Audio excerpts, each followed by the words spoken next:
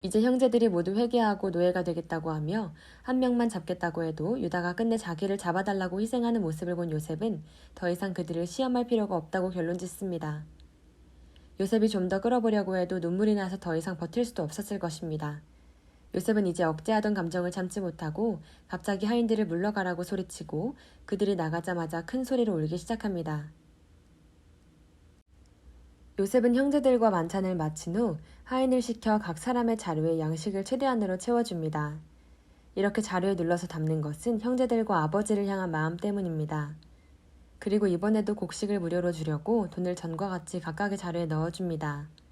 또한 이번에는 특별히 은잔 1개를 베냐민의 자루에 넣어두게 합니다. 베냐민을 도둑으로 누명씌워 노예로 잡기 위해 요셉이 지시한 것입니다. 그리고 요셉은 형들이 가나안을 향해 출발한 지 얼마 안 되어 하인을 시켜 쫓아가기 위해서 총리가 점치고 예언할 때 쓰는 중요한 은잔을 훔쳐갔다고 몰아붙입니다. 물론 군대를 이끌고 갔을 것입니다. 그 당시 애굽에서는 잔에 물을 부어놓고 금이나 은, 보석들을 떨어뜨려 그것들이 물속으로 내려가는 모습을 관찰하며 점을 치기도 했다 합니다. 요셉은 자신이 이집트인인 것처럼 신분을 철저히 위장하기 위해 점치는 은잔을 이용했을 것입니다. 아마 형들과 가까이서 식사를 했으므로 형들이 그를 조금이나마 추측해낼 가능성을 차단하기 위한 것일 수도 있겠습니다. 은잔으로 점을 친다면 분명히 이집트 사람일 테니까요. 요셉의 형제들은 하인의 지적에 대해 말도 안 되는 소리라 하며 만약 누군가에게서 잔이 발견되면 그는 죽이고 우리들은 종이 되겠다고까지 자신있게 말을 합니다. 그러나 이는 위험한 맹세입니다. 만약 정말로 이집트인이 이런 누명을 씌웠다면 베냐민이 죽을 수도 있는 맹세입니다. 그런데 하인은 은잔이 발견된 자에게만 개인적인 책임을 물을 것이고 연대 책임을 지게 하지는 않을 것이라 말합니다. 베냐민만 잡아가기 위해서 한 말입니다. 요셉의 하인은 베냐민의 자루에 은잔이 있는 것을 알면서도 연장자부터 곡식 자루를 개봉했고 결국 마지막으로 베냐민의 자루에서 은잔을 찾아냅니다. 이때 형제들은 몹시 놀랐고 좌절했고 결국 불길한 일이 터지고 말았다는 절망감에 자신들의 옷을 찢으며 웁니다. 이제 정말 큰일 났습니다. 동생 베냐민이 이집트의 노예로 끌려가게 생겼습니다. 형제들은 요셉의 하인의 명령에 따라 베냐민만을 남기고 집으로 가버릴 수도 있으나 모두가 다시 요셉에게로 돌아옵니다. 이번에는 전에 요셉을 버린 것처럼 베냐민을 버리지 않는 것입니다. 이제는 아버지와 베냐민을 위해 연대 책임을 지려는 마음으로 돌아온 것입니다. 요셉은 형제들을 기다리느라 아직 업무를 보러 가지 않고 있었습니다. 계획한 일을 오늘 최종적으로 처리하기 위함인 것 같습니다. 형제들은 다시 요셉의 앞에 엎드립니다. 그들이 무시했던 요셉 앞에서 무한히 엎드리는 것입니다. 형들은 자신들이 모두 총리의 노예가 되겠다고 자청합니다. 모두가 한 마음으로 요셉을 노예로 팔았고 하나님이 이를 징계하는 것이라면 그들이 다 함께 노예가 되는 것이 타당하다고 생각한 것 같습니다. 요셉은 형들이 회개하고 죄에 대한 대가를 치르려는 모습을 보고 매우 기뻤을 것입니다. 그래도 요셉은 아직 형제들을 엄하게 꾸짖고 은잔을 훔친 자만 노예로 잡겠다고 선포합니다. 베냐민만 잡고 모두 돌아가라고 명령해서 형들이 베냐민을 포기하고 떠나는지 한 번 더 확인하려는 것입니다. 형제들은 아버지가 얼마나 슬퍼하며 고통당할지 알기 때문에 사랑하는 아버지와 베냐민을 위해 요셉의 말을 따를 수 없었습니다. 그러나 베냐민이 노예가 되는 것은 이제 정해진 사실이고 아버지가 이 소식을 들으면 심장마비를 일으키거나 극심한 우울증으로 식음을 끊고 돌아가실 수 있습니다. 형제들은 거대한 절망의 벽에 막혀서 이러지도 저러지도 못하고 안타까움으로 가슴이 터질 것만 같았습니다. 이때 유다가 대표로 나와서 베냐민만은 꼭 돌아가게 해달라는 간절한 청원을 시작합니다. 유다가 호소하는 동안 나머지 형제들은 계속해서 하나님께 눈물로 회개하고 부르짖는 길밖에 없었습니다. 유다는 자신이 베냐민 대신 노예로 남기 위해 베냐민의 귀한 여부와 아버지의 생명이 어떻게 긴밀히 연결되어 있는가 사정을 이야기합니다. 유다가 이야기하는 과정에서 어쩔 수 없이 11번째 아들 요셉에 대한 내용이 흘러나오게 됩니다. 요셉은 이를 통해 자신이 광야에서 맹수에게 찢겨 죽은 것으로 전해진 것과 아버지가 이로 인해 매우 오랫동안 극심하게 슬퍼한 것을 알게 되었습니다. 아버지는 이로 인해 베냐민에게 더욱 집착하게 되었고 그가 잘못된다면 아버지에게 치명적인 결과가 올 수 있음을 유다는 설명하려 노력합니다. 유다는 꼭 한 명을 노예로 잡을 것이면 자신을 잡아달라고 간청합니다. 사실 유다가 노예로 남기를 자청한 것은 지극히 힘든 결단입니다. 유다도 가나안에 사랑하는 처와 자식이 있습니다. 베냐민을 놔두고 한 번만 눈 감고 돌아가 버리면 아버지가 돌아가시든 말든 자신의 삶과 가정은 망가지지 않을 것입니다. 그런데도 그는 모든 예상되는 행복을 포기하고 아버지와 동생을 위해서 자신의 목숨을 포기한 것과 같은 결단을 한 것입니다.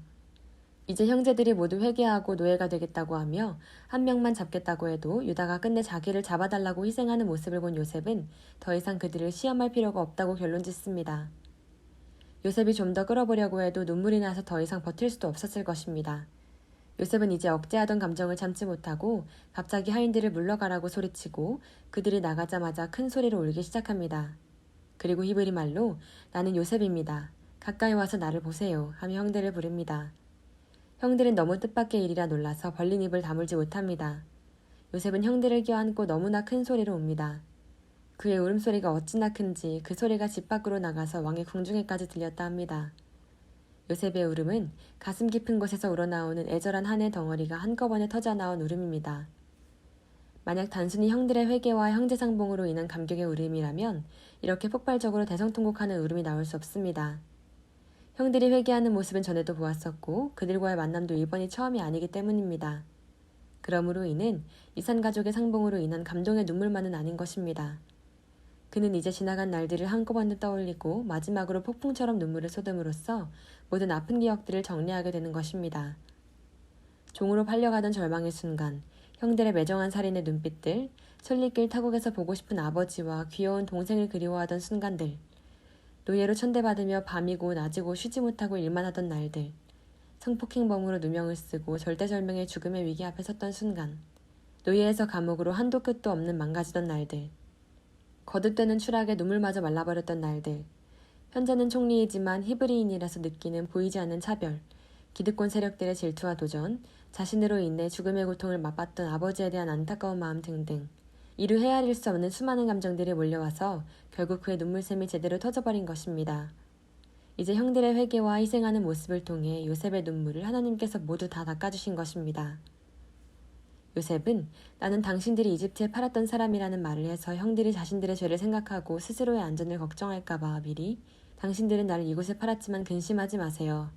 하나님이 우리 가족의 생명을 구원하시려고 나를 당신들 앞서 보낸 것일 뿐입니다.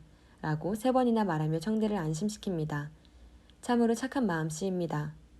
그러나 다시 말하지만 이는 요셉이 한 말을 성경에 그대로 기록한 것일 뿐 사실을 기록한 것은 아닙니다.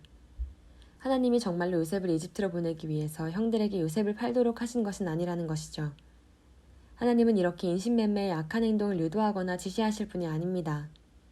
그보다는 형들이 동생을 팔 것을 미리 알고 이를 허락하셨고 이를 통해 그의 뜻을 이루신 것이 맞을 것입니다. 그러므로 사실은 형들이 나를 팔았지만 하나님께서 이를 통해 세상과 우리 가족을 구원하시고 결국 일이 더 잘 되었으니 걱정하지 마세요 하고 말하는 것이 더 정확한 표현이 되지 않을까 합니다. 요셉은 하나님께서 자기를 바로의 아비로 삼고 온 땅의 치리자와 전국의 주로 세웠다고 말을 합니다. 이를 통해 요셉의 꿈 중에 해와 달이 절한 것이 이루어지지 않았나 추정해 볼 수 있겠습니다.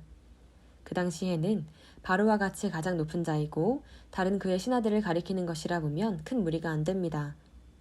바로와 높은 직책에 있는 신하들이 요셉을 존중하고 높이는 것은 꿈의 내용과 부합하는 것 같습니다. 그의 아버지 야곱이 그에게 절하지도 않고 어머니 라헬도 이미 죽어서 없으므로 해와 달을 아버지와 어머니라고 보는 것보다는 이 해석이 더 타당해 보입니다. 유다의 엄청난 희생은 그리스도의 희생을 떠올리게 합니다. 대신 죽고 대신 종의 위치로 내려가는 마음이 그리스도의 모습과 같은 것이기 때문입니다. 또한 자신에게 죽음과도 같은 고통을 안겨준 형들을 용서한 요셉의 모습은 참으로 아름답고 착한 마음씨입니다. 요셉의 용서하는 모습 역시 예수님과 같은 마음입니다. 예수님은 자신을 향해 침뱉고 욕하고 때리는 사람들을 위해 아버지여 저들을 용서해 주소서 라고 기도하신 분입니다.